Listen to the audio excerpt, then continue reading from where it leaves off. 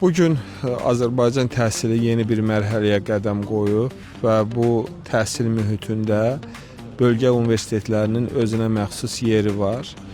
Və mən bir müddət əvvəl də bu universitetdə olmuşdum və universitetin inkişaf etdiyini gördüm. İndi isə növbəti səfərimiz zamanı eyni ənənələrin davam etdirdiyini və Mingəçevir Dövlət Universitetinin özünün inkişaf mərhələsini yaşadığını gördüm və bölgə universitetlərinin Bakıdakı universitetlər qədər inkişaf etməsi, öz üzərində işləməsi olduqca önəmlidir, vacibdir və hesab edirəm bugünkü tədbirin də əsas mahiyyəti ondan ibarət edir ki, biz həm müəllimlərimizlə görüşdük, həm tələbələrlə görüşdük, həm şagirdlərlə görüşdük.